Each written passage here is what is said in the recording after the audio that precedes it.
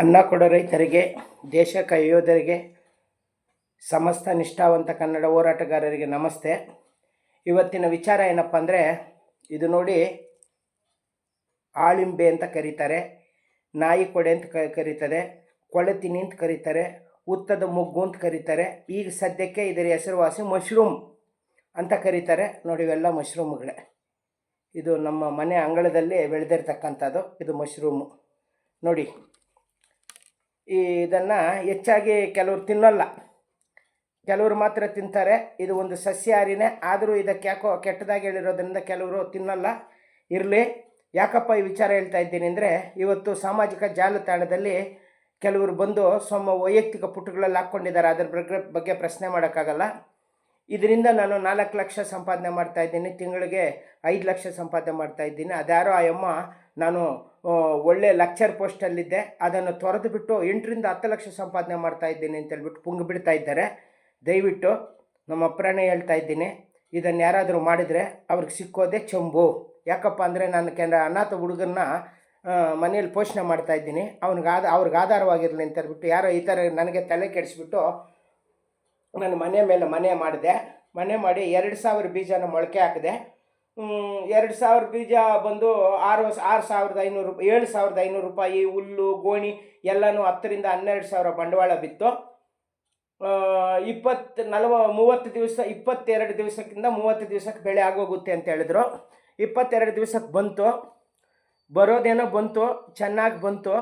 ಇದು ಅಲ್ಪಾಯುಷಿ, ಇದು ಇನ್ನು ಸ್ವಲ್ಪ ಹೊತ್ತಿಗೆ ಕಪ್ಪಗಾಗೋಗುತ್ತೆ, ಯಾರೂ ಇದನ್ನು ತೆಗಿಯಲ್ಲ. ಇನ್ನು ಸ್ವಲ್ಪ ಹೊತ್ತೇ ಇದ್ರ ಆಯ್ಸು, ಮತ್ತು ಇದಕ್ಕೆ ಮಾರುಕಟ್ಟೆ ಇಲ್ಲ, ತಿನ್ನೋರು ಕಡಿಮೆ. ನೀವು ಮರದ ಕೆಳಗಡೆ ಅಲ್ಲಿ ಇಲ್ಲಿ ಇಟ್ಕೊಂಡು ನಾವು ಇದನ್ನು ಮಾರಾಟ ಮಾಡಬೇಕಷ್ಟೇ.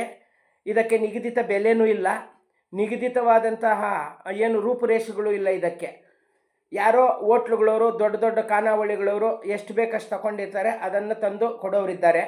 ಇದರಿಂದ ನಾನು ಸುಮಾರು 20ರಿಂದ 25 ಸಾವಿರ ರೂಪಾಯಿ ಒಂದು ತಿಂಗಳಿಗೆ ಒಂದೇ ಬೆಳೆ ಕಳ್ಕೊಂಡ್ಬಿಟ್ಟೆ. ಯಾಕಪ್ಪ ಅಂದರೆ, ಒಂದು ದಿವಸ 2 kg ಸಿಕ್ಕಿಲ್ಲ. ಇದು 22 ದಿವಸಕ್ಕೇನೋ ಪ್ರಾರಂಭ ಆಯಿತು. 4, 3, 5, 6, 8 ಈ ಥರ 1/4 kg, ಅರ್ಧ kg, 1 kg. ಆ 1 kgನ ಯಾರು ಕೊಡ್ತೀವಿ ಎತ್ಕೊಂಡೋಗಿ, ಅರ್ಧ kgನ ಯಾರು ತೆಗಿಯೋರು ಅಂತೇಳ್ಬಿಟ್ಟು ಹುಡುಗರು ಒಂದು ಸಾರಿ ಏನೋ 2 kg ಬೆಳೆದು ಬಿಡ್ತು ಒಂದು ಸಾರಿ. ಅದನ್ನು ಎತ್ಕೊಂಡೋಗಿ ನಮ್ಮೂರ ಬಸ್ ನಿಲ್ದಾಣದ ಹತ್ರ ಇಟ್ಕೊಂಡು ತಿಪ್ಪೆಗೆ ಹಾಕಿದ್ವಿ. ಯಾರ್ಯಾರನ್ನೋ ಹೋಗಿ ಕೇಳ್ಕೊಂಡ್ವಿ. ಅಯ್ಯೋ ನಮಗೆ ಬೇಡ ಅಂದರು. ಉಚಿತವಾಗಿ ಕೊಟ್ವಿ ಯಾರ್ಯಾರಿಗೋ. ಮತ್ತು ಶಾಲೆಯಲ್ಲಿ ಊಟ ಮಾಡೋವಾಗ ಶಾಲೆ ಮಕ್ಕಳಿಗಾದರೂ ಆಗಲಿ ಅಂದರು. ಸರ್, ಇದು ಸಸ್ಯಾಹಾರಿನೋ ಮಾಂಸಾಹಾರಿನೋ ಗೊತ್ತಿಲ್ಲ ಸರ್, ಇದನ್ನು ನಾವು ಮಕ್ಕಳಿಗೆ ಹಾಕಿದರೆ ಹೆಚ್ಚು ಕಡಿಮೆ ಆಗೋದ್ರ ತೊಂದರೆ ಆಗುತ್ತೆ, ನಮಗೆ ಬೇಡ ಅಂತೇಳ್ಬಿಟ್ಟು ಅವರೇ ಉಪಯೋಗಿಸ್ಕೊಂಡ್ರೆ ಏನೋ ಗೊತ್ತಿಲ್ಲ. ನಾನೊಂದು 2 kg ಕೊಟ್ಟು ಬಂದೆ. ಅದಕ್ಕೆ ಇದನ್ನು ಯಾರಾದರೂ ಯುವಕರು, ಬುದ್ಧಿವಂತರು, ಹಣ ಇರೋರು ಮಾಡು ಅಂತ ಹೇಳಿದ್ರೆ ದಯವಿಟ್ಟು ಮಾಡೋಕ್ಕೆ ಹೋಗಬೇಡಿ. ನಾನೇ ಸ್ವಂತವಾಗಿ 3 ಸಾರಿ, ಒಂದು ಸಾರಿ ಏನೋ ಅದೃಷ್ಟ ಸರಿ ಇಲ್ಲ ಅಂತ 2ನೇ ಸಾರಿ ಮಾಡಿದ್ವಿ. 2ನೇ ಸಾರಿ ಮೊಳಕೆ ಬಂದು ಅದು ಕಪ್ಪಗೆ ಬಂದುಬಿಡ್ತು, ಅದು ಮೊಳಕೆ ತೊಂದರೆ ಆಗಿಬಿಡ್ತು. 3ನೇ ಸಾರಿ ಒಳ್ಳೆ ಬೆಳೆ ಬಂದು ಸುಮಾರು 30-35 kg ಬೆಳೆದಿದ್ದೆ. ಮಾರುಕಟ್ಟೆನೇ ಸಿಕ್ಕದಿರ ದಾರಿಯಲ್ಲಿ ಹಾಕಿದೆ, ತಿಪ್ಪೆಗೆ ಹಾಕಿದೆ, ದೂರ ಎತ್ಕೊಂಡು ಹೋಗಿ ಹಾಕ್ಬಿಟ್ಟೆ. ಆ ಹುಲ್ಲನ್ನು ಅದರಲ್ಲಿ ಬೆಳೆದು ವೇಸ್ಟ್ ಆಗಿರುತ್ತಲ್ಲ ಹುಲ್ಲನ್ನು ಹಸುನು ತಿನ್ನಲ್ಲ, ಎಮ್ಮೆನೂ ತಿನ್ನಲ್ಲ. ಇದರ ನಿರ್ವಹಣೆ ತುಂಬ ಕಷ್ಟವಾಗಿದೆ. ಕಷ್ಟದ ಜೊತೆ ಪ್ರತಿಫಲ ಸಿಗುತ್ತೇನೆ ಅಂದರೆ ದೇವರಾಣೆ ಹೇಳ್ತಾ ಇದ್ದೀನಿ, ಚಿಪ್ಪು ಸಿಗುತ್ತೆ. ಇದನ್ನು ನಂಬಿಕೊಂಡು ಅದ್ಯಾರೋ ಸಾಮಾಜಿಕ ಜಾಲತಾಣದಲ್ಲಿ ಹೇಳ್ತಾ ಇದ್ದಾರಲ್ಲ 4 ಲಕ್ಷ ಬರುತ್ತೆ, 6 ಲಕ್ಷ ಬರುತ್ತೆ ಅಂತ.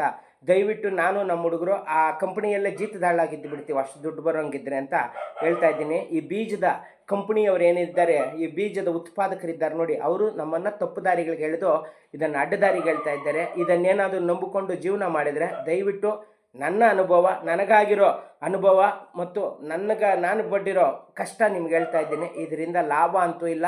ಪೌಷ್ಟಿಕ ಆಹಾರ, ಸ್ವಾದಿಷ್ಟವಾಗಿದೆ, ಎಲ್ಲ ಇದೆ. ಆದರೆ ಇದನ್ನು ತಿನ್ನೋರು ಕಡಿಮೆ, ಮಾರುಕಟ್ಟೆ ಕಡಿಮೆ. ಅವ್ರು ಹೇಳ್ದಂಗೆ ಲಕ್ಷಗಳೆಲ್ಲ, ಸಾವಿರಗಳೆಲ್ಲ, ರೂಪಾಯಿಗಳು ಕೂಡ ಬರೋಲ್ಲ. ಕಡೆಗೆ ಹೆಚ್ಚಿಗೆ ಬೆಳೆದ್ರೆ 5 kg ಮೇಲೆ 3 kg ಬೆಳೆದ್ರೆ ತಿಪ್ಪೆಗೆ ಹಾಕಬೇಕಾಗುತ್ತೆ ಅಂತ ಹೇಳ್ತಾ ಇದ್ದೀನಿ.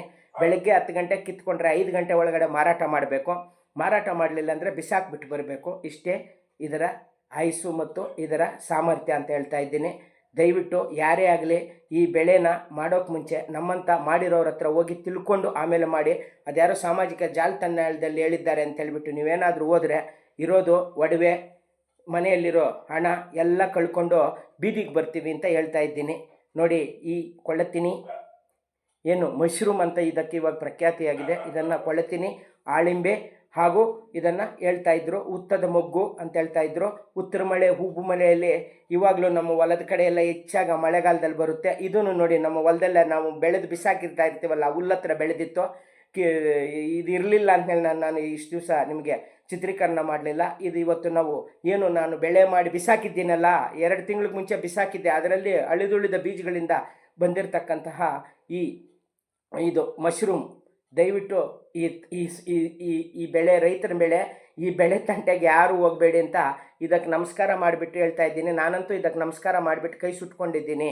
ಜೈ ಕನ್ನಡಾಂಬೆ, ಜೈ ಭಾರತ ಮಾತೆ. ಯಾರಾದರೂ ಬೆಳೆಯೋಂಗಿದ್ರೆ ತಿಳ್ಕೊಂಡು ಬೆಳೀರಿ ಅಂತ ಹೇಳ್ತಾ ಇದ್ದೀನಿ. ನಮಸ್ತೆ ನಮಸ್ತೆ. ಹೇಳಿದವರು ಈ ಸಾಮಾಜಿಕ ಜಾಲತಾಣ ಅನ್ನೋದು ಅವಿದ್ಯಾವಂತರು, ಹಗಲು ಕುಡುಕರು, ಕೆಲಸಕ್ಕೆ ಬಾರ್ದವರು, ಸೋಮಾರಿಗಳೇ ಇದನ್ನು 80 ಭಾಗ ಉಪಯೋಗಿಸೋದು ಅಂತ ಹೇಳ್ತಾ ಇದ್ದೀನಿ. ಈ 80 ಭಾಗ ಉಪಯೋಗಿಸಿ ತಪ್ಪು ದಾರಿಗೆ ಎಳಿತಾರಲ್ಲ, ಇವರು ಮಾತಂತೂ ಕೇಳಬೇಡಿ ಅಂತ ಹೇಳ್ತಾ ಇದ್ದೀನಿ. ನಮಸ್ತೆ ನಮಸ್ತೆ ನಮಸ್ತೆ.